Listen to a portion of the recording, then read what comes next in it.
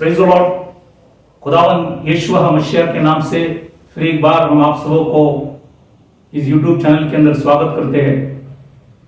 और आज हम फिर एक बार इकट्ठे हुए कि खुदा के पवित्र मन्ना जो इस हफ्ते के मन्ना है वो सुनने के लिए। तो खुदा आप सबों को इस वचन के द्वारा आशीष करे। तो आज एक नया विषय में हम जाएंगे और विषय का नाम है समयों के चिन्हों। ये मत्ती के सुवर्तमान 16वां अध्याय 3 वचन में लिखा है कि ये फरीसी और सदूसियों से, क्योंकि उन्होंने यीशु मसीह के पास आकर कहा कि हमें एक चिन्ह दिखाओ। तो यीशु मसीह ने कहा तुम आकाश के बहुत से चिन्हों को समझते लेकिन समयों का चिन्हों क्यों नहीं समझ रहे। तो इसी विषय में आज हम कई वचनों को देखेंगे। और खुशी की बात यह है खुदा ने उसकी दया और अनुग्रह से हमें इस ऑनलाइन संदेश देने के लिए आज 1 साल पूरा हुआ है। क्योंकि गए साल में जून 7 तारीख को हमने ऑनलाइन संदेश शुरू किए थे। और एक विशेष बात है कि ये 1 साल में हमने खुदा की दया और कृपा से और अनुग्रह से 70 संदेश भी हमने प्रचार किया। तो वीडियो के अंदर आप इस संदेश को देख सकेंगे। और आप सभी लोगों के प्रार्थना के लिए भी मैं खुदा से धन्यवाद करता हूँ। सभी की प्रार्थनाओं से, खुदा की अनुग्रह और दया से खुदा ने 1 साल हमें वचन प्रचार करने के लिए ऑनलाइन में मदद किया। इसलिए खुदा को हम धन्यवाद करते और आप सबों को भी धन्यवाद करते। और आज के विषय में जाने से पहले सभी को याद दिलाना चाहता हूं कि हम अब चौथा महीने में प्रवेश करेंगे। वो है जून 11 तारीख। ये महीना 11 तारीख को चौथा महीना शुरू होता है। वो महीना का नाम है तामुस। अगले हफ्ते हम उसी विषय में भी कई बातों को देखेंगे। तो इसी को भी आप याद रखना कि खुदा ने हर महीने में कुछ संदेश हमारे लिए वचन के अंदर रखा है, तो उसको समझना भी जरूरी है। इसलिए कई महीनों से हम ये वचन देखता आया हूं और आगे भी हम कुछ वचनों को देखेंगे। तो आज के विषय में जाने से पहले हम दुआ करें ताकि खुदा हमें वचन की समझ दे। इसलिए आए सभी लोग अपने आंखों को बंद करें, सिरों को झुकाए, हम प्रार्थना करें।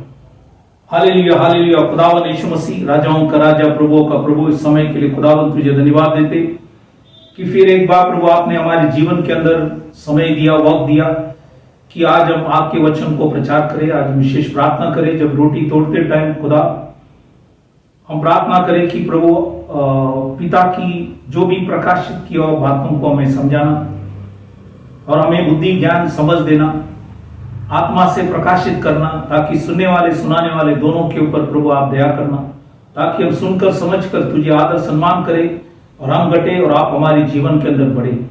विशेष करके प्रभु 1 साल आपने प्रचार करने के लिए, ऑनलाइन प्रीचिंग करने के लिए सहायता मदद के, इसके लिए प्रभु आपको धन्यवाद करते।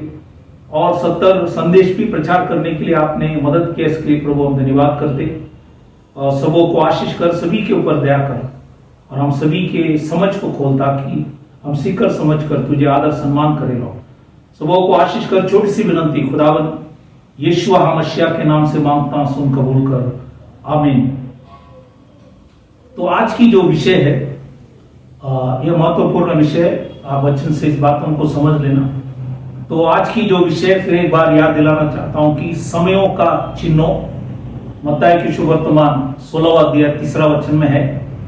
और मेन एक चिन्ह ये है, वो कई वचनों को देखेंगे, वो है खुदा ने इज़राइल जो देश है उसको खुदा का समय का घड़ी है।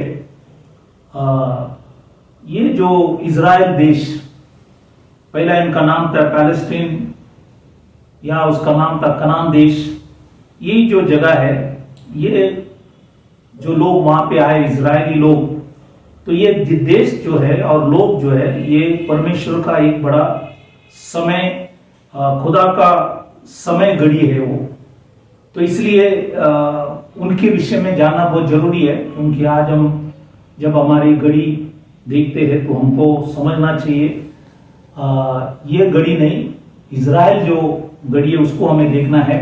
इसलिए इस बातों को समझना बहुत जरूरी है। इसलिए दो ही विषय हम आज देखेंगे, एक है पीड़ाओं की आरंभ और इजराइल के विषय में हम देखेंगे, जो जैसे मैंने कहा कि खुदा के समय का घड़ी है, उसी के विषय में।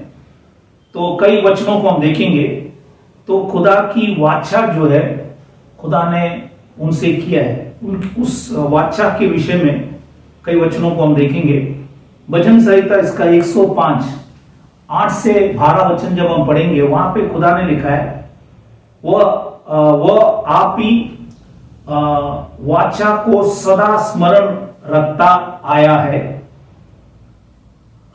यह वही वचन है जो उसने 1000 पीढ़ियों के लिए ठहराया है, वही वचन जो उसने इब्राहिम के साथ बांधी और उसके विषय में उसने इसहाक से शपथ खाई और उसी को उसने याकूब के लिए विधि करके और इजराइल के लिए ये कहकर सदा की वाचा करके दृढ़ किया, मैं कनान देश, यहां पे लिखा है देखो, मैं कनान देश को तुझको दूंगा।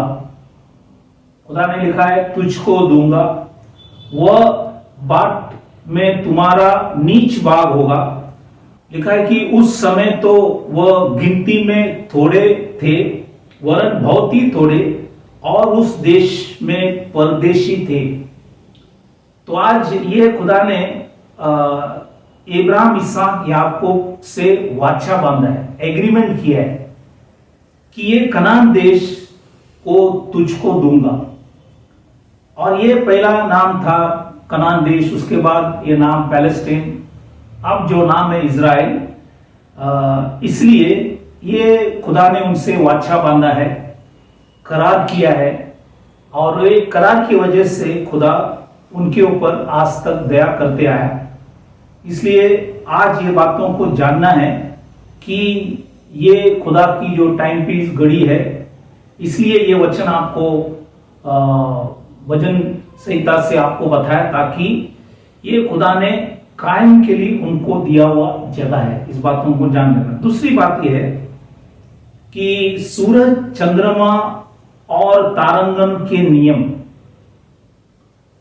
ये क्या लिखा है खुदा ने? तो यिर्मयाह नबी 31वां अध्याय इसका 35 और 36 में लिखा है, जिस दिन में प्रकाश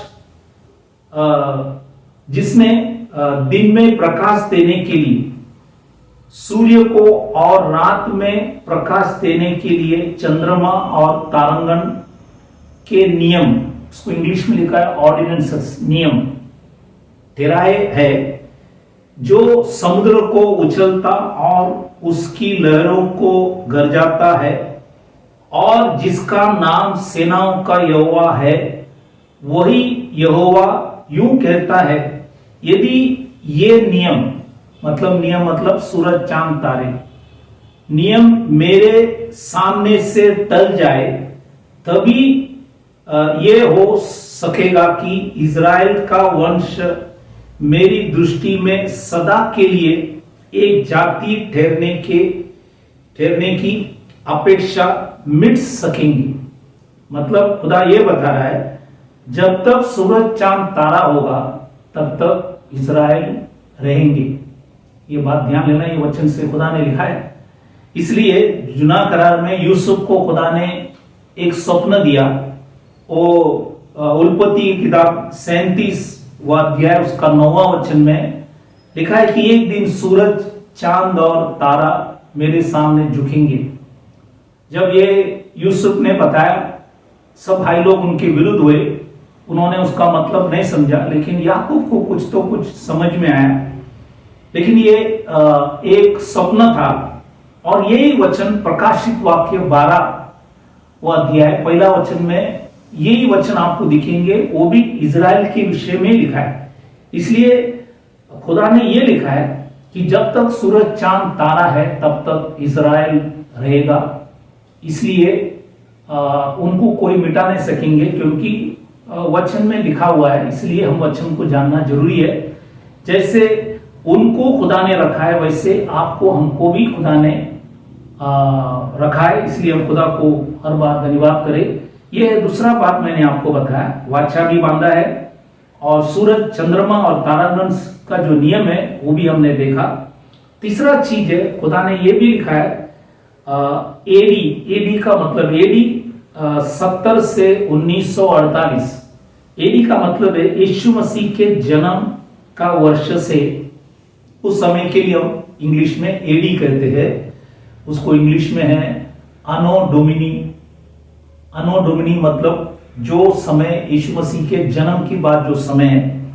तो एडी 70 मतलब 70 में मंदिर टूट गया, तो 70 से 1948 1948 एडी 70 टू 1948, ये जो समय में इजराइली लोग उनका बंटवारा हुआ, वो लोग अलग अलग देश में रहे, इस विषय में भी खुदा ने वचन में लिखा है। तो जब हम होशे की किताब में जब आएंगे, होशे की किताब में 3रा अध्याय 4 और 5 जब हम पढ़ेंगे, तो वहां पे खुदा ने लिखा है, क्योंकि इजरायली बहुत दिन तक, ये बहुत दिन है, एडी 70 से 1948, बहुत दिन तक।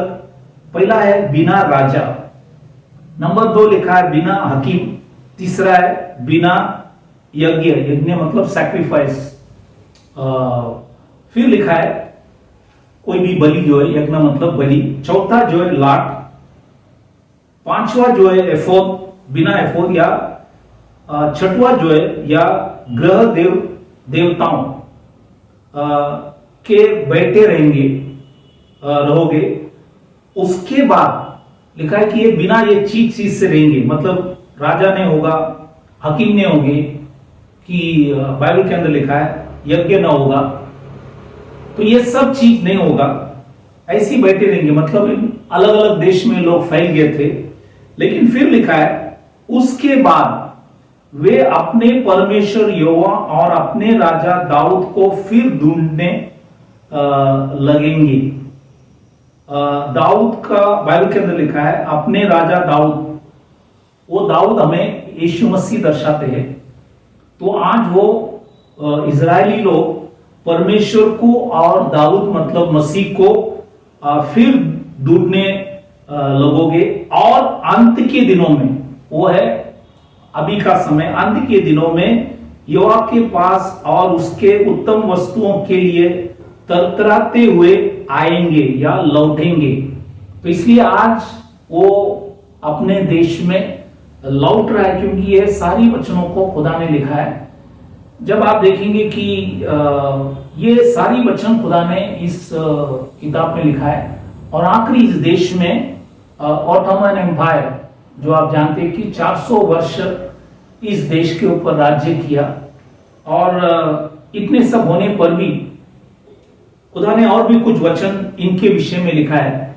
ये हमने देखा कि एडी 70 से 1948 बिना राजा के, बिना हकीम के, और ये सब चीज से वो लोग रहते थे, लेकिन अंत के समय में बाइबल में लिखा है तरतराते हुए वो खुदा की ओर लौटेंगे, और ये काम खुदा ने नियत समय पे किया। ये तीसरा चीज हमने इजराइल के विषय में हम देख रहे हैं, जो खुदा के समय घड़ी है। चौथा चीज, ये अंजीर की पेड़ भी लिखा है वचन में, इसी के विषय में भी हम कई वचन देखेंगे जब नए करार में लूका की किताब में जब आता है 21वां अध्याय 29 और 30 वचन जब पढ़ेंगे, लूक 21, 29 एंड 30, लिखा है कि उसने उसे एक दृष्टांत भी कहा, अंजीर की पेड़ और सब पेड़ों को देखो। ये वर्ड देखो जो है इंग्लिश में बिहोल्ड, और ये यूनानी भाषा में है ईडो। ईडो मतलब देखो, कि जोई उनमें कोम्पले मतलब पत्ता लगे। कब निकला? मई 14 तारीख 1948 में इजराइल अपने देश में लौटा। 400 साल ओटोमन एम्पायर राज करने के बाद ब्रिटिशर लोगों ने ये जगह उनको दे दिया और ये सब वचन में लिखा करके ये सब काम हुआ। और ये अंजीर की जो झाड़ या अंजीर की पेड़, ये वचन में लिखा है कि वो इज़राइल है। इसलिए होशे की किताब 9:10 में जब हम पढ़ते हैं वहां पे लिखा है, और तुम्हारे पुरखाओं पर ऐसी दृष्टि की जैसे अंजीर के पहले फलों पर दृष्टि की जाती है। तो अंजीर की जो फले पहले फलों, तो ये अंजीर की झाड़ इज़राइल देश हमें याद दिला रहा है। और एक वचन आपको बताना चाहता हूं, योएल की किताब 1 अध्याय 6 और 7 भी जब पढ़ेंगे वहां पे भी लिखा है, देखो मेरे देश पर एक जाति ने चढ़ाई की है, यह है बेबीलोन। और लिखता है उसने मेरे अंजीर के वृक्षों को तोड़ डाला है।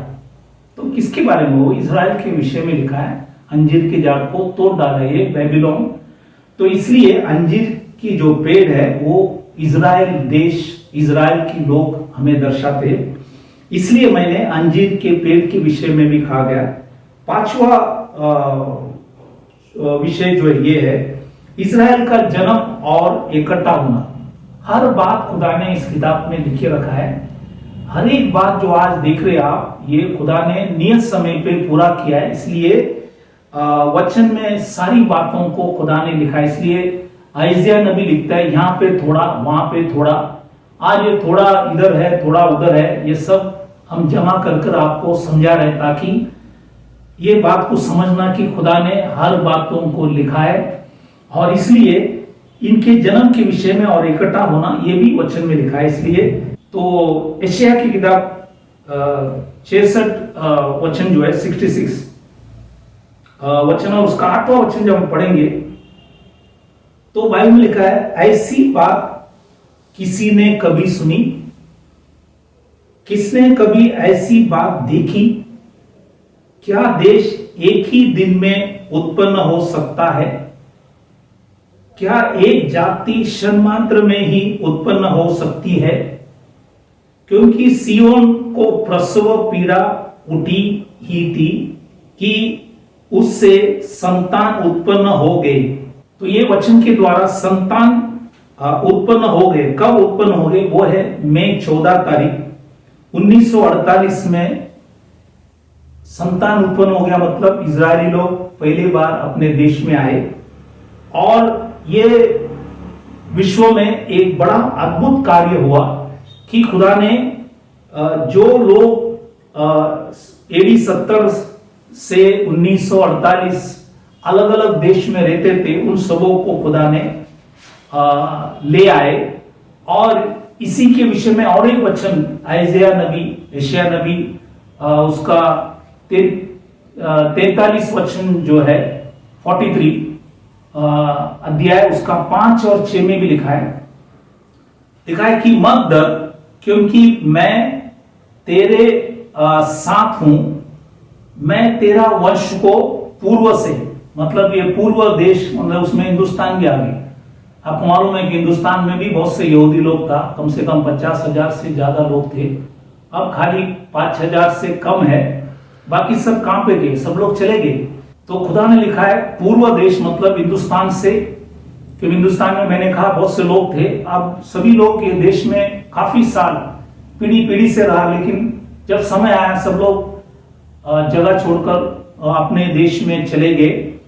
और क्योंकि वचन में लिखा था कि पूर्व से, तेरे वंश को पूर्व से ले आऊंगा, इसलिए खुदा ने हिंदुस्तान से भी सब यहूदी लोग चले गए। फिर लिखा है और पश्चिम, तो अमेरिका में बहुत से यहूदी लोग थे, बहुत से श्रीमंत, आप देखेंगे अमेरिका में सब यहूदी लोग हैं।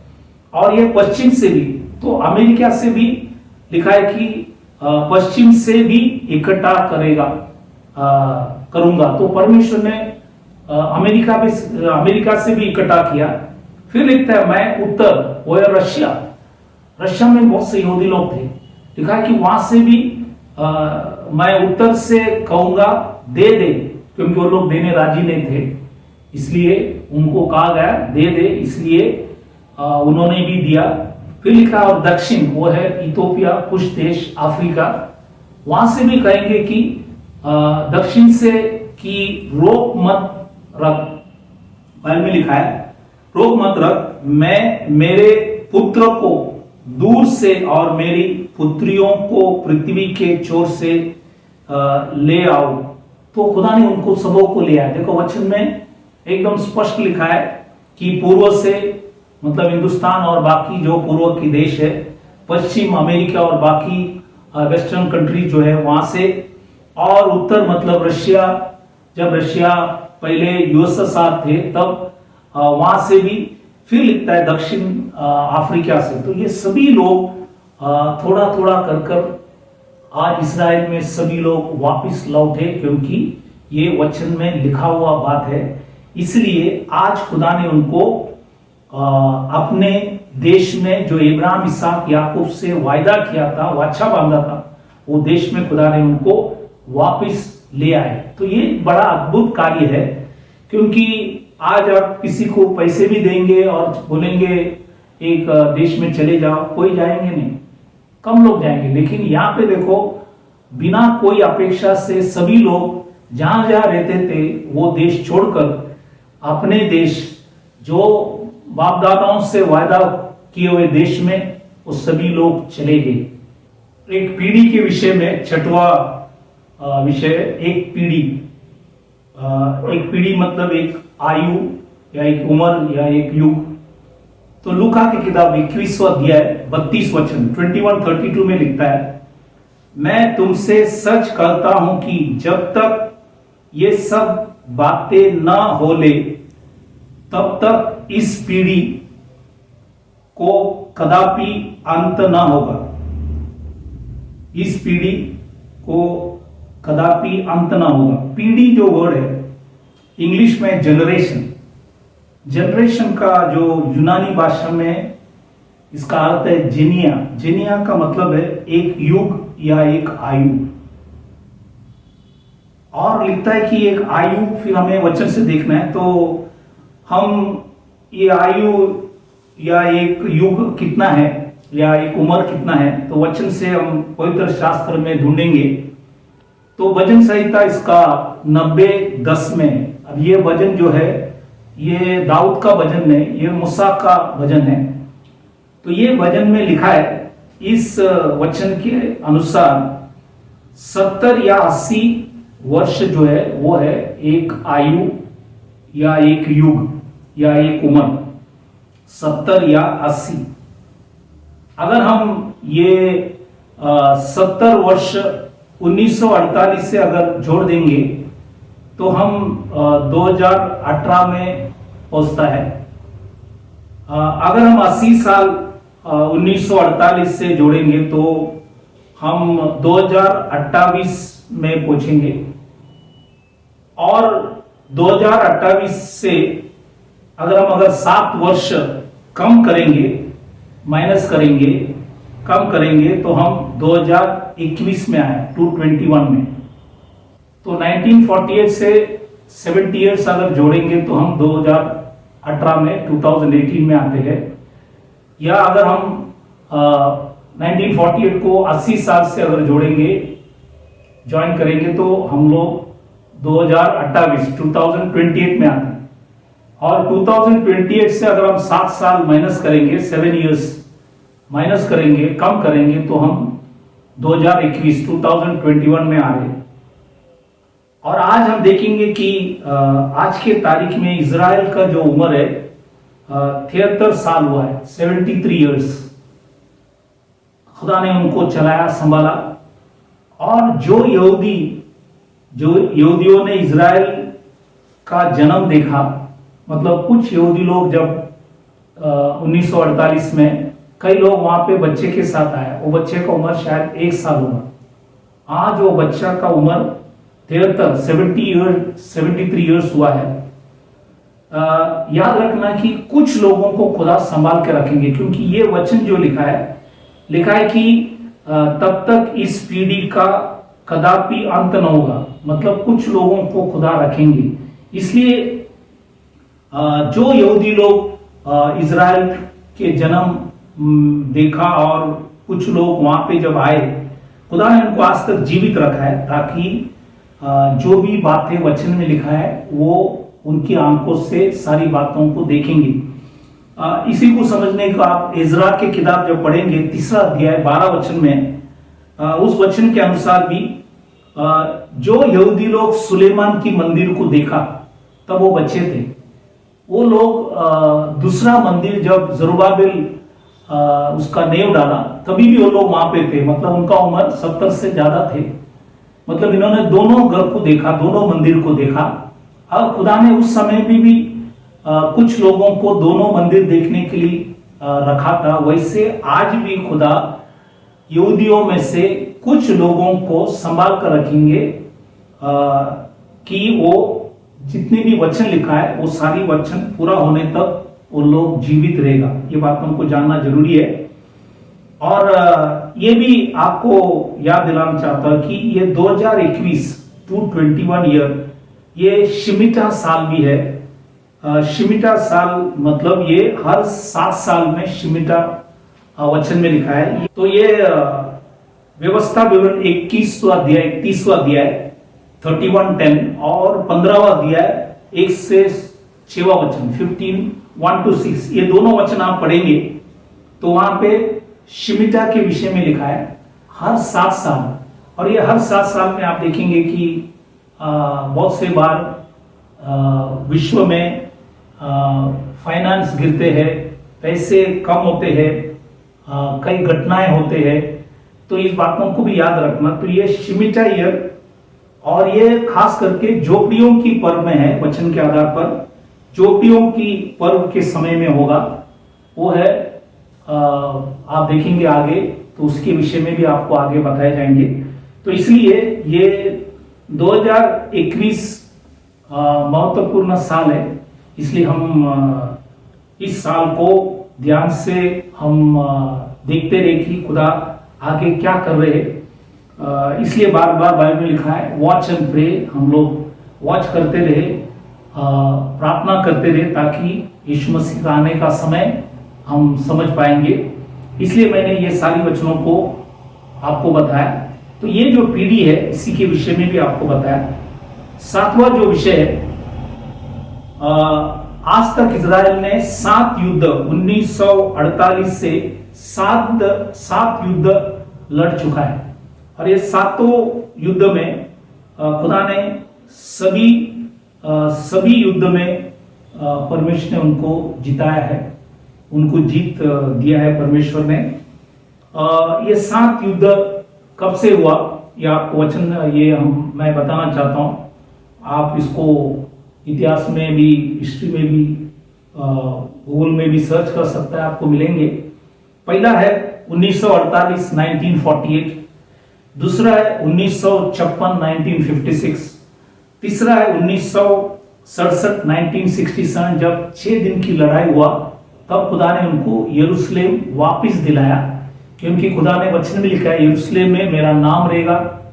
इसलिए खुदा ने नियत समय पे उनको यरूशलेम भी ये 6 दिन की लड़ाई में 1967 में उनको वापस दिया गया 1967। चौथा लड़ाई जो था 1973 मतलब 73, यह है यौम किपुर वॉर। जब वो लोग उपवास कर रहे थे, यौम किपुर मतलब उपवास के दिन, पूरे देश उपवास में रहता है उस दिन। उस टाइम दुश्मन ने आके उनके ऊपर चढ़ाई किया, लेकिन उस टाइम भी खुदा ने उनको उस लड़ाई में जिताया। 5वां जो है 1982 1982, 6वां जो है 2014 2014, 7वां जो है 2021 वो है 2021। ये महीने में हमने 10 में से 10-11 दिन का लड़ाई हमने देखा, आंखों से आपने टीवी में भी देखा होगा। तो ये 7 लड़ाई आज तक इजराइल लड़ चुका है और 7 बार खुदा ने उनको मदद किया, उनको जिताया है। और ये इसलिए क्योंकि आप पहली शामिल 17वां अध्याय 47 वचन जब पढ़ेंगे, 17:47 जब आप पढ़ेंगे तो वहां पे लिखा है और ये समस्त मंडली जान लेगी कि यहोवा तलवार या बाले के द्वारा जयवंत नहीं करता। तो तलवार और बाले से जयवंत नहीं करता, इसलिए कि संग्राम मतलब बैटल जो है, संग्राम, बैटल जो है तो यहोवा का है, और वही तुम्हें, मतलब ये गोलियत के विषय में लिखा है, ये लड़ाई गोलियत और दाऊद का था उस टाइम लिखता है, वही तुम्हें मतलब गोलियत को हमारे हाथ में कर देगा। और खुदा ने गोलियत को दाऊद के हाथ में कर दिया। और उस टाइम भी दाऊद ने जब लड़ाई किया तब बाइबल के अंदर लिखा है कि ये गोलियत सिर में मुकुट भी पहना था, लेकिन जब गोली मारा गया, मतलब पत्थर जब मारा गया, तभी वो उनके सिर में लग गए। तो खुदा ने एक अद्भुत कार्य कर कर उस लड़ाई में भी दाऊद को और इजराइल को खुदा ने जयवंत किया। क्योंकि एशिया की किताब 59:19 में 19 वचन में लिखा है, जब शत्रु मानव के समान चढ़ाई करेंगे तब यहोवा का आत्मा उसके विरुद्ध झंडा खड़ा करेगा। तो परमेश्वर आत्मा के जरिए, पवित्र आत्मा के जरिए वो उनके विरुद्ध झंडा, बाइबल के अंदर लिखा है, खड़ा करेगा। ये वचन में लिखा है, इसलिए हर बार खुदा ने उनको जिताया। और भी एक वचन लिखता है, यशायाह 54वां वचन 54 उसका 17 वचन 17 में लिखता है, जितने हथियार तेरी हानि के लिए बनाए जाए उनमें से कोई सफल ना होगा। लिखा है कि कोई भी सफल नहीं होगा। खाली आज इजराइल के लिए ये वचन आपके लिए भी, हमारे लिए भी है। यदि हम दिल से खुदा की सेवा करें, वचन से हर चीज करें, तो ये हमें भी लागू है। इसलिए आज दुश्मन आपके हानि करने के लिए जितने भी हथियार हानि के लिए बनाए, बाइबल के अंदर लिखा है उनमें से कोई सफल ना होगा। ये आप याद रखना, वचन में लिखा है। और नीति वचन में सुलेमान राजा ने 21वां अध्याय 31वां वचन 21:31 में लिखता है, युद्ध के दिन के लिए घोड़ा तैयार तो होता है, परंतु जय यहोवा से मिलती है। तो जय जो है, विक्ट्री बाइबल के अंदर लिखा है, या सेफ्टी बाइबल के अंदर लिखा है, यहोवा से ही मिलती है। इसलिए आखिरी में सब कुछ करने वाला खुदा है, इसलिए हम उसी के ऊपर भरोसा रखना चाहिए। 8वां विषय यह है, खुदा यरूशलेम की रक्षा करेगा, वचन में लिखा है और आज तक करते आया। एक वचन हम पढ़ेंगे, यशायाह की किताब 31वां अध्याय 5वां वचन में लिखता है, पंख फैलाई हुई चिड़ियों के समान सेनाओं का यहोवा यरूशलेम की रक्षा करेगा। वह उसकी रक्षा करके बचाएगा और उसका बिन छुए ही उद्धार करेगा। उद्धार इंग्लिश में जो वर्ड है प्रिजर्व, मतलब संभालेगा, संभाल के रखेंगे, तो उद्धार करेंगे या संभालेंगे वो खुदा ही करता है। तो वो रक्षा भी करता है, बचाएगा, उद्धार भी करेगा, सब कुछ उसी के हाथ में। इसलिए यरूशलेम की रक्षा करने के लिए आज भी खुदा योग्य है। दूसरा एक वचन भजन संहिता इसका 122:6 में लिखता है, 122 छठवां वचन में लिखता है, यरूशलेम की शांति का वरदान मांगो, तेरी प्रेमी कुशल से रहे। तो आज हमें भी एक प्रार्थना करते टाइम यरूशलेम की शांति के लिए भी हमें वरदान मांगना है, प्रार्थना करना है, ताकि जो भी उसे प्रेम करता है वो कुशल से इस देश में रह सकेंगे। ये भी वचन है। और एक वचन जो भजन संहिता 102:13 में लिखता है, तू उठकर सियोन पर दया करेगा, क्योंकि उस पर अनुग्रह करने का ठहराया हुआ समय आ पहुंचा है। तो आज एक दिन खुदा उनके ऊपर अनुग्रह करूंगा। आज वो अपने देश में आए, लेकिन अब वो बाइबल के अंदर लिखा है मसीहा के लिए प्रार्थना कर रहे, मसीह को देख सकेंगे, इसलिए उनका प्रार्थना भी ये है। देश में तो खुदा ने उन्हें ले आया, इसलिए ये वचन लिखा है। 9वां विषय ये, यरूशलेम की खिलाफ भी ऐसा एक दिन आएंगे, ये भी वचन में लिखा है।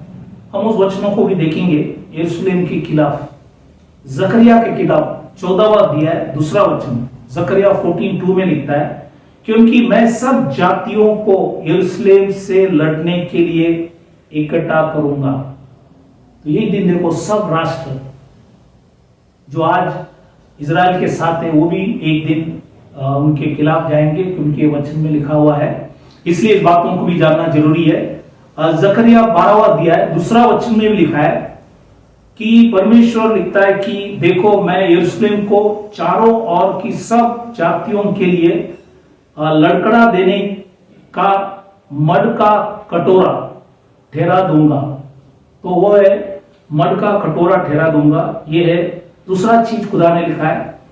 जकरिया की किताब 12वां अध्याय 3 वचन में भी लिखा है, मैं सब जातियों के लिए भारी पत्थर बनाऊंगा। सबके लिए बाइबल में लिखा है कि भारी पत्थर बनाऊंगा, ये भी वचन में लिखा गया, आप उस वचन में पढ़ सकेंगे। और चौथा चीज ये लिखा है लूका की किताब 21वां अध्याय 20वां वचन, लूक 21:20 में लिखता है, जब तुम यरूशलेम को सेनाओं से घेरा हुआ देखो तो जान लेना कि उसका उजाड़ जानना निकट है। उजाड़ जानना निकट है। तो ये भी वचन में लिखा गया। तो एक दिन बाइबल के अंदर लिखा है सब सैनिक यरूशलेम को घेर लेंगे, ये भी वचन में है। ये सब वचन जो लिखा है वो जरूर पूरा होगा। इसलिए आज मैंने आपको 9 छोटा सा विषय इज़राइल के विषय में मैंने आपको वचन से बताया, क्योंकि वो खुदा के, मैंने कहा कि ये घड़ी है, ये टाइम पीस है, इसलिए इस बातों को जानना जरूरी है। ये हमारे लिए अंतिम समय का एक बड़ा चिन्ह है इज़राइल देश, इसलिए इस बातों को समझना। दूसरा चीज है पीड़ाओं की आरंभ। कई बातों को हम इसी में भी देखेंगे। इसमें भी कम से कम 8 छोटा सा विषय है पीड़ाओं की आरंभ। ये जो वर्ड पीड़ाओं की आरंभ, मत्ती के शुभवर्तमान 24वां अध्याय 8वां वचन, मैथ्यू 24:8, और मार्क के शुभवर्तमान 13वां अध्याय 8वां वचन, मार्क 13:8, ये दोनों जगह पे लिखा गया। लूका में नहीं लिखा है, लेकिन ये दोनों सुसमाचार में लिखा गया। पीड़ाओं की आरंभ। ये पीड़ाओं की आरंभ क्या क्या है? पहला चीज, लूका की किताब 21वां अध्याय 8वां वचन में लिखा है, उसने कहा चौकस रहो कि बरमाए ना जाओ, क्योंकि बहुत से मेरे नाम से आकर कहेंगे मैं वही, मतलब मैं मसीह, मतलब अभिषेकित हूं, और ये भी कि समय निकट आ पहुंचा है।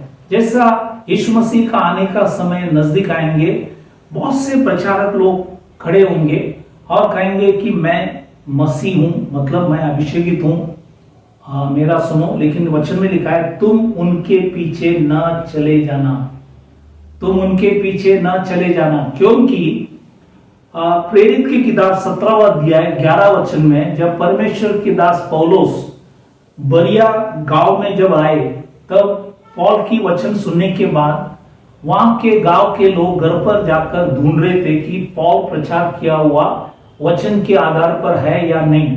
वैसे आज भी आपको, चाहे टीवी से आप कुछ सुन रहे हो या कुछ वीडियो देख रहे हो, सभी प्रचारकों को परखना जरूरी है, क्योंकि ये वचन में लिखा है अंतिम समय में बरमाने वाले आत्मा बहुत कार्य करेंगे। क्योंकि मत्ती की शुभवर्तमान 24वां अध्याय पढ़ेंगे, वहां पे लिखा है कि बहुत से मेरे नाम से आएंगे और कहेंगे कि मैं मसीह हूं, और बहुतों को बरमाएंगे। तो बहुत आएंगे, बहुत को बरमाएंगे, इसलिए हम उसमें फंसना नहीं। इसलिए इस बातों को समझ लेना, ये अंतिम समय का एक चिन्ह है, ये पीड़ाओं की आरंभ है, ये पहला चीज। दूसरा चीज ये है लूका की किताब 21वां अध्याय 9 और 10, लूक चैप्टर 21 9 और 10, वहां पे लिखा है जब तुम लड़ाइयों और बलवों की चर्चा सुनो तो घबरा ना जाना, क्योंकि इनका पहले होना अवश्य है, परंतु उसमें तुरंत अंत न होगा। तब उसने उनसे कहा जाति पर जाति और राज्य पर राज्य चढ़ाई करेगा। तो ये जो लिखा है लड़ाई और चढ़ाई करना, ये एशिया की किताब 19वां अध्याय 2 वचन, आइजिया 19:2 में भी लिखा है। वहां पे लिखा है कि बाइबल के अंदर लिखा है मिस्री लोग मिस्री लोगों के विरुद्ध लड़ाई करेंगे। इजिप्शियंस अगेंस्ट इजिप्शियंस, मिस्री लोग। फिर लिखता है आप दूसरा इतिहास 15वां अध्याय 5 और 6 भी, 2 क्रॉनिकल्स 15:5-6, ये भी वचन पढ़ेंगे। वहां पे लिखा है जाति से जाति, नगर से नगर लड़ाई करेगा। तो ये जुना करार में भी लिखा गया। और ये वापिस बाइबल के अंदर लिखा है प्रकाशित वाक्य 6वां अध्याय 3 और 4 वचन जब पढ़ेंगे, वहां पे एक लाल घोड़ा है। ये लाल घोड़ा बाइबल के अंदर लिखा हमें तलवार से बहुत लोगों को नाश करेंगे, इसलिए लाल घोड़ा मतलब खून हमें दर्शाता है। तो तलवार से बहुत लोग नष्ट होंगे, क्योंकि हर टाइम जुना करार में 4 दंड खुदा ने रखा है। एक है तलवार, दूसरा है महंगी या अकाल, और तीसरा है महामारी, और चौथा है कि ये जंतुए मतलब ये जो पशु है उसी के द्वारा लोगों को नाश किया जाएंगे। वैसे एक हमने यहाँ पे तलवार के विषय में हमने यहाँ पे देखा। तो ये लड़ाई मतलब तलवार वापर किया जाएंगे, और ये वचन बाइबल के अंदर लिखा है। ये है दूसरा चीज, पीड़ाओं की आरंभ। तीसरा चीज जो है लूका की किताब 21 अध्याय 11 वचन, लूक 21:11 में लिखता है और जगह जगह अकाल पड़ेगी। अकाल मतलब फैमिन, बाइबल में लिखा है महंगी, अकाल पड़ेगी। अब यिर्मयाह की किताब 52 अध्याय उसका 6वां वचन, यिर्मयाह 52:6, ये जब पढ़ेंगे वहां पे लिखा है चौथे महीने, वो है ये आने वाला जो हमने आपको बताया कि जून 11 तारीख से चौथा महीना शुरू होता है। तो ये चौथा महीने में बाइबल में लिखा है, चौथा महीने तामुस जून जुलाई महीना है कि 9वें दिन से नगर में महंगी यहां तक बढ़ गए कि लोगों के लिए कुछ रोटी ना रही, कुछ रोटी ना रही। इसलिए आज यहूदियों में एक बहुत बड़ा डर है। इसलिए यहूदी लोग इस महीने में उपवास करते हैं, क्योंकि उनको मालूम है ये महीने में महंगी मतलब अकाल आएंगे। इसलिए इस बातों को याद रखना, ये यिर्मयाह नबी ने लिखा हुआ है। और ये चीज भविष्य में प्रकाशित वाक्य 6वां अध्याय 5 और 6 जब पढ़ेंगे, वहां पे काला घोड़े के विषय में लिखा है।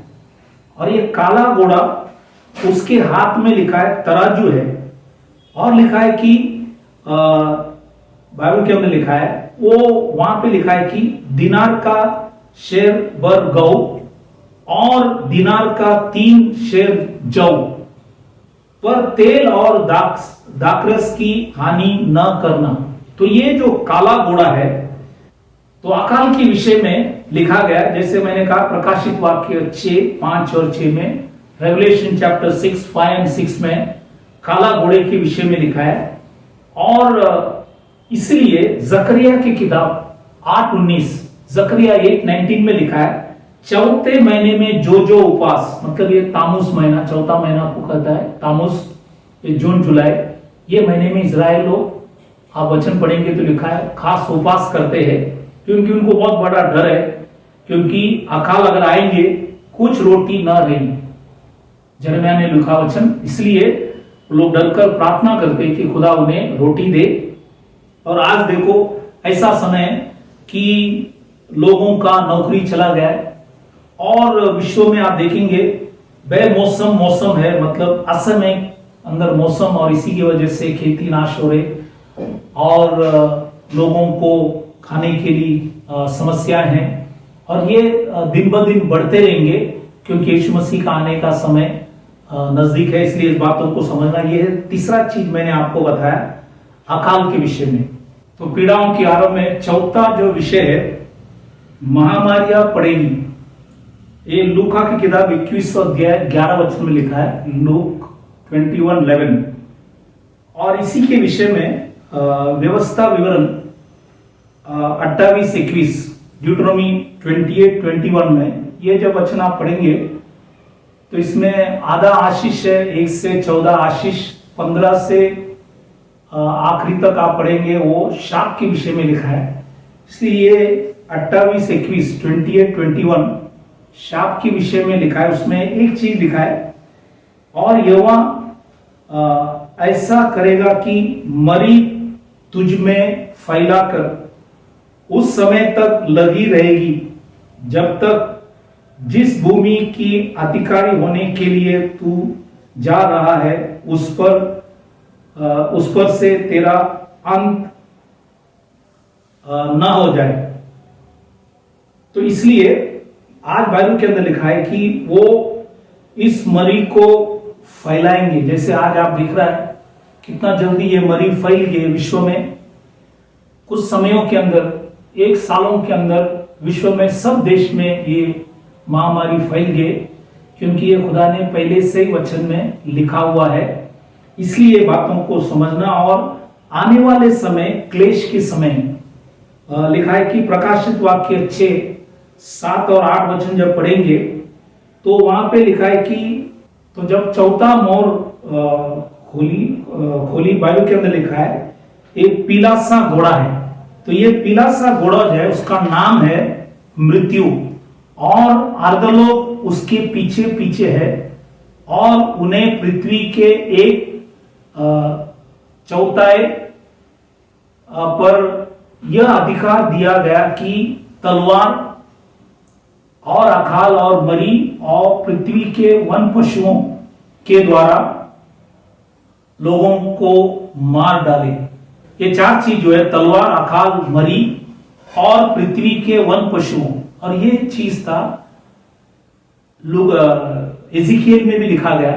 तो जुना करार में एजिकियल की किताब 14वां अध्याय 21 से 23, एजिकियल 14, 21 to 23 आप जब वचन पढ़ेंगे वहां पे 4 दंड है। ये 4 जो अभी हम पढ़े, तलवार, अकाल, मरी और पृथ्वी के वन पशुओं, ये 4 दंड है। और अवशेष लोग, मतलब जो थोड़ा लोग बचेंगे, इंग्लिश में लिखा है रेमिनेंट, वो लोगों को खुदा जरूर बचाएंगे। ये सब समय के अंदर भी तलवार से भी, अकाल से भी, मरी से भी और पृथ्वी के वन पशुओं से भी खुदा उस टाइम में भी बचाया, आज भी बचाएंगे। और लिखता है कि वो बिना कारण के कुछ नहीं करता। तो आज खुदा ने कुछ भी किया, वहां पे आप पढ़ना 23 में लिखा है, एजिकियल 14:23 में, बिना कारण के कुछ नहीं करता। तो हर चीज खुदा जानकर, सब चीज बिना कारण से नहीं, जब पांव पड़ता है तो ये सब चीज खुदा करते। इसलिए 4 दंड है।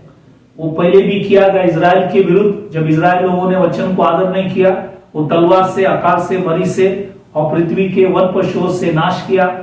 आने वाले समय के अंदर भी, भविष्य में भी वो करेंगे। और आज भी आप अपने आंखों से देख रहे कि बहुत से लोग तलवार से, अकाल से, मरी से, पृथ्वी के वन पशुओं से आज मार डाला जाएंगे। ये वचन में लिखा गया।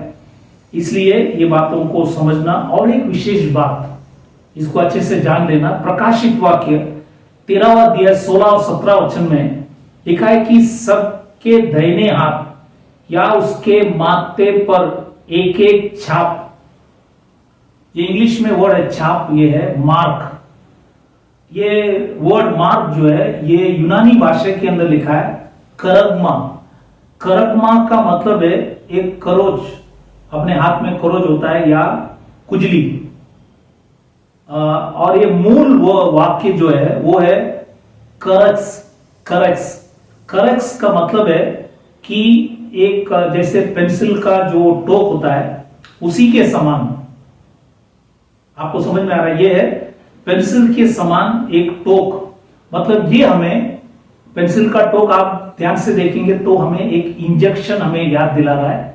इंजेक्शन या सुई या ये जो वैक्सीन जो आए, और वैक्सीन लेने में कुछ गलत नहीं है, क्योंकि हमने इससे पहले भी बचपन में पहले भी ले चुका है। लेकिन ये आपको इसलिए याद दिला रहा हूं कि आने वाले समय के अंदर मसीह विरोधी, जो क्रिस्ती विरोधी जो आने वाला है, उनका कार्य सूची, मतलब एक एजेंडा उनका होगा कि वो इसी के द्वारा उद्घाटन कर रहे, आज जो वैक्सीन जो आया है इंजेक्शन, अब ये उद्घाटन हो रहे और ये आगे ये और भी वापर किया जाएंगे, क्योंकि ये मसीह विरोधी का एक काम होगा। क्योंकि इसमें मुख्य वचन जो प्रकाशित वाक्य 18वां अध्याय 13 वचन, रेवलेशन 18:23 और रेवलेशन 13:16-17, ये दोनों वचन साथ में अच्छे से पढ़ लेना। तो ये प्रकाशित वाक्य 18:23 रेवलेशन 18:23 में लिखा है, और तेरे टोनों से सब जातियों को बरमाई गए थी। बाइबल के अंदर लिखा है सब जातियों को, मतलब हर देश को। किसे? टोनो। अब ये टोनो वर्ड जो है इंग्लिश में भी लिखा है सॉसरी, लेकिन आप यूनानी भाषा में जब इसको ढूंढेंगे तो यूनानी भाषा में इसका मतलब यह है फार्मेकिया। टोना मतलब फार्मेकिया, जहां से ये जो वर्ड आया फार्मेसी, और ये है दवा। इसलिए आज फार्मेसी का धंधा बहुत अच्छे चल रहे हैं, और ये आगे भी ये जो दवा जो है, ये वैक्सीन, इंजेक्शन या सुई, ये सब आगे और भी आएंगे। और एक माइक्रो निडल पैच ये आगे आएंगे कि मनुष्य को पूरा कंट्रोल करेंगे। ऐसा एक इंजेक्शन भी आने वाले दिनों के अंदर दिया जाएंगे, और उसी में अगर आप नहीं लेंगे उस टाइम लेन देन नहीं कर सके। इसलिए आज भी बहुत से लोग डरकर ले रहे, क्योंकि ये वचन में लिखा है लेन देन कर नहीं पाएंगे। ये क्रिस्ती विरोध का एक लक्षण है, ये एक चिन्ह है। ये आगे वाले दिन ये जरूर आएंगे। इसलिए यीशु मसीह आते टाइम हमें चले जाना है नहीं है, ये सब तकलीफें आएंगे, क्योंकि बाइबल लिखा है सब जातियों, टोनों से सब जातियों बरमाई गई थी। बाइबल के अंदर लिखा है, तो सबको, सब जातियों मतलब हर देश को। तो ये अभी ये काम शुरू है। इसलिए आज एक वैक्सीन आया, और भी ये और भी ऐसे कुछ दवाएं, इंजेक्शन, वैक्सीन आएंगे जिससे पूरे मनुष्य को उस दवा से कब्जा करेंगे, और मनुष्य को जो क्रिस्ती विरोधी कहेंगे वही बात को करना पड़ेंगे। इसलिए इस बातों को भी वचन से आपको याद दिलाया। ये महामारी के विषय में आपको बताया। ये चौथा चीज मैंने पीड़ाओं के आरंभ के विषय में। पांचवा चीज जो है पीड़ाओं की आरंभ, पांचवा चीज ये है बड़े बड़े भूकंप हो गए। एशिया की किताब 29वां अध्याय 6वां वचन, आइजिया 29:6, वहां पे लिखा है सेनाओं का यहोवा अचानक के बादल गरजाता, पहला चीज। भूमि को कंपाता, दूसरा चीज। और महाध्वनि मतलब बहुत बड़ी आवाज, ये है तीसरा चीज।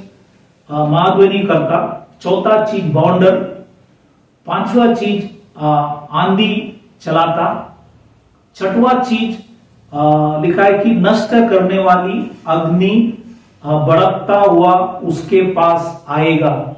ये इजराइल में भी आएंगे, विश्व में भी आएंगे। तो ये 6 चीज उसमें आप भूमि को कंपाता मतलब वो है भूमिकंप, ये भी आएंगे।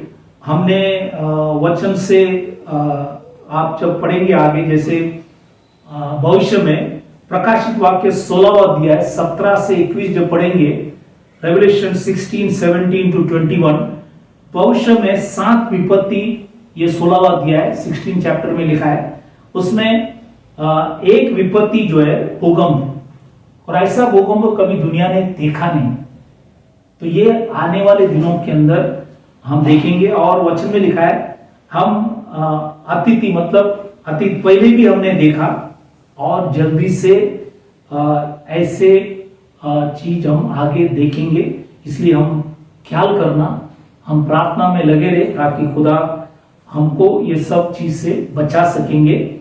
ये है पांचवा चीज मैंने आपको बताया, पीड़ाओं की आरंभ। छठवा चीज ये हिंदी में नहीं है, आप हिंदी बाइबल में लिख सकेंगे। ये मरकोस की किताब 13वां अध्याय 8वां वचन, मार्क चैप्टर 13:8। ये इंग्लिश में जो वर्ड है ट्रबल्स, हिंदी में आप पढ़ेंगे इसका मतलब है मुसीबतों। तो ये हिंदी में नहीं लिखा है, इंग्लिश में है। इसलिए मैंने कहा हिंदी में बहुत से वचनों को निकाला है, इसलिए इंग्लिश को आपको कभी भी साथ में लेकर पढ़ना है ताकि आप समझ सकेंगे। तो ये यूनानी भाषा में ये है टराके। टराके का मतलब है डिस्टर्बेंस या अशांति, बाधाएं या उपद्रव। तो ये सब आपको दिखेंगे, ये सब इसको बोलता है ट्रबल्स, मुसीबतें। इसलिए आज के तारीख में हमने साइक्लोन मतलब तूफान बाउंडर हमने देखा। 16 तारीख को हमने मुंबई में ताकते जो तूफान आए थे उसको हमने देखा। और 26 मई में यास जो है बंगाल में भी और उड़ीसा में भी आपने देखा। और ये आगे अरेबियन जो समुद्र है इसमें आगे आएंगे, क्योंकि हमने बचपन से ऐसा कभी तूफान देखा नहीं। लेकिन आज ये तख्ते जो तूफान आए, ये बहुत से तकलीफें मुंबई में भी और भी जगह में हुआ और ये आगे बढ़ेंगे, क्योंकि लूका की किताब 21वां अध्याय 25 में लिखता है, लूक 21:25, समुद्र का गर्जने और लहरों की कोलाहल से घबरा जाएंगी। तो ये जो देखकर घबरा जाएंगे और समुद्र के किनारे में रहने वाले के लिए बहुत भयानक स्थिति है। तो ये तूफान हमने गोवा में, महाराष्ट्र में, गुजरात सब जगह हमने देखा और ये आगे और भी बढ़ेंगे। इसलिए हम लोग इस बातों के ऊपर ख्याल करना, क्योंकि ये पीड़ाओं की आरंभ है। तो इसलिए इस बातों को ख्याल करना, ये है 6वां चीज। 7वां चीज लूका की किताब 21वां अध्याय 11 वचन में लिखता है, लूक 21:11। वो इंग्लिश में जो लिखा है फियरफुल साइट, मतलब भयंकर बातें भी आप देखेंगे। मतलब आपने कभी देखा नहीं, ऐसे बातों को भी देखेंगे। उसमें से ये ऐसी बात भयानक होगा, जैसे एमोस की किताब 8वां अध्याय 13 वचन, एमोस 8:3, वहां पे लिखा है, और शव का बड़ा ढेर लगेगा। शव का बड़ा ढेर लगेगा और सब स्थानों में वह चुपचाप फेंक दिया जाएंगे। इसलिए आज आपने देखा होगा बहुत से शव को फेंका गया, ये वचन में लिखा गया। इजराइल लोगों के बीच में भी हुआ और आज आप आंखों के सामने देख रहे, क्योंकि सारी बातों को वचन में लिखा गया और ये लिखा हुआ वचन आज पूरा हो रहा है। इसलिए इस बातों को याद रखना, ये भयंकर बातें हैं, फियरफुल साइट्स जो कहता है। और एक बात आपको याद दिलाना, ये जो भयंकर बातें फियरफुल साइट्स, उसमें प्रेरित में 12वां अध्याय 23 वचन, एक्ट्स चैप्टर 12:23 में लिखा है, उसी क्षण प्रभु ने, एक स्वर्गदूत ने तुरंत उसे मारा। ये कौन है? ये है हेरोद या हेरोदियस, आप पढ़ेंगे, मारा, क्योंकि उसने परमेश्वर को महिमा ना दी और वह कीड़े पड़ के मर गए, कीड़े पड़कर मर गए। ये भी एक भयानक बातें है। ये ऐसे सब चीज आप दुनिया में देखेंगे। ये सारी बातों को वचन में लिखा है। तो ये घटनाएं आप रोज देख रहे और इसलिए ये पीड़ाओं की आरंभ है। ये 7वां चीज मैंने आपको बताया। और 8वां चीज लूका की किताब 21वां अध्याय 11 वचन में, लूक 21:11 में लिखा है, आकाश से बड़े बड़े चिन्ह प्रकट होगा। आकाश से बड़े बड़े चिन्ह, ये क्या है? जैसे हमने अभी चांद लहू सा देखा, मतलब ये पूर्णिमा, ये है 26 मई को हमने देखा। और आने वाले दिनों के अंदर सूर्य ग्रहण, सोलर एक्लिप्स, ये जून 10 तारीख को होगा। तो ये जब आकाश के सब चिन्ह हैं, तो इसी से खुदा हमें याद दिलाता है कि ये सारी बातों को वचन में लिखा है। और ये पूर्णिमा ये आगे भी होगा, अंत के समय में होगा, ये वचन में भी लिखा है। इसलिए ये सारी बातों को ख्याल करना कि खुदा ने सारी बातों को लिखा है। इसलिए यहाँ पे मैं ये समयों का चिन्हों की विषय में ये जो विषय आज दिया, ये एक ही विषय, ये अंतिम विषय है। और ये आप वचन से अच्छे से पढ़ना, ताकि मैंने आपको इजराइल के विषय में जो खुदा की एक बड़ा चिन्ह है, वो समय का घड़ी है, उसी के विषय में मैंने वचन से सारी बातों को आपको बताया। और इसी को आप वचन से पढ़कर समझ लेना, क्योंकि हर बात खुदा ने लिखा है। कुछ भी चीज अचानक नहीं होता, सब खुदा ने लिखे रखा है। पढ़ना है, जानना है, समझना है, खुदा को आदर सम्मान करना है, उसके सामने झुकना है, क्योंकि वो लिखता है कि अगर हम उसको आदर सम्मान नहीं करें, जैसे हेरोद ने आदर नहीं किया, खुदा ने उसको खीरा से मार दिया। तो वैसे आज खुदा को हमें आदर सम्मान करना है, क्योंकि उसने हमें जीवन दिया है, हमको रहने के लिए जगह दिया, खाने के लिए रोटी दिया, पहनने के लिए कपड़े दिए, सारी चीज उसी का है। इसलिए उसको हम दिन ब दिन आदर सम्मान करना है। इसलिए फिर एक बार सबों को याद दिलाना चाहता हूं कि खुदा ने हम सब लोगों के ऊपर दया किया, अनुग्रह किया। इसलिए हम ऑनलाइन प्रीचिंग 1 साल हो चुका है, और ये 1 साल के अंदर हमने खुदा की दया अनुग्रह से 70 संदेश भी प्रचार करने के लिए खुदा ने मदद किया। आप सभी लोगों की प्रेयर के लिए भी फिर एक बार मैं आप सबों को धन्यवाद करना चाहता हूं, और प्रार्थना जारी रखे ताकि खुदा यीशु मसीह आने तक हम समय समय के भोजन खाएंगे और उसी से हमारी विश्वास बढ़े, ताकि खुदा हमें यीशु मसीह आने तक हम सबों को संभाल कर रखने के लिए खुदा से हम प्रार्थना करें। ये जितने भी बात हमने पीड़ाओं के आरंभ के विषय में देखा, ये सारी बातों से खुदा आपको और हमको बचा कर रखे, यही हमारी प्रार्थना है। और इसी के द्वारा प्रभु आप सबों को आशीष करे। तो हम विदा होने से पहले हम सभी के लिए दुआ करें। आज भी बहुत से लोग दुखित, बीमार, तकलीफ, परेशानी, संकट, मुसीबत में, उनके लिए हम प्रार्थना करें ताकि खुदा उनको सबों को चंगाई दे, आशीष दे, उसके लिए हम प्रार्थना करें। तो आइए अपने आंखों को बंद करें, सिरों को झुकाएं, प्रार्थना करें। Hallelujah, hallelujah. खुदावन यीशु मसीह, राजाओं का राजा, प्रभु का प्रभु, ये वचन के लिए खुदावन तुझे धन्यवाद करते। समय का चिन्हों को आपने जो हमें वचन से बताया, इजरायली देश के विषय में और पीड़ाओं के आरंभ के विषय में, खुदा आपको धन्यवाद करते। जितने भी भाई बहन आज लॉर्ड गॉड ऑलमाइटी सुन रहे, और यदि उसमें कोई बीमार, तकलीफ, परेशानी, संकट, मुसीबत, अलग अलग समस्या में फंसे, प्रभु हम प्रार्थना करें। आपने कहा फटके से उन्हें चंगाई देना, आपने भाई लो से उन्हें लॉर्ड उनके सारे अपराधों को क्षमा कर उन्हें शक्ति, सामर्थ्य, हिम्मत, बल दे, ताकि आपके नाम की महिमा, स्तुति, आराधना कर सके। लॉर्ड आपने हमारी विनती, प्रार्थना सुना, धन्यवाद कर लॉर्ड गॉड ऑलमाइटी फिर एक बार हम आपको धन्यवाद करते। छोटी सी विनती यहोशू मसीह के नाम से मांगता हूं, सुन कबूल कर, आमीन। तो फिर एक बार हम आप सबों को धन्यवाद करते कि आपने अपना कीमती समय दिया और इस वचनों को आपने सुना। प्रभु आप सबों को आशीष करे, और जब तक हम आगे नहीं मिलेंगे तब तक खुदा आप सबों को संभाल कर रखे, यही हमारी प्रार्थना है। इस वचनों से प्रभु आप सबों को आशीष करे। Praise the Lord, thank you very much.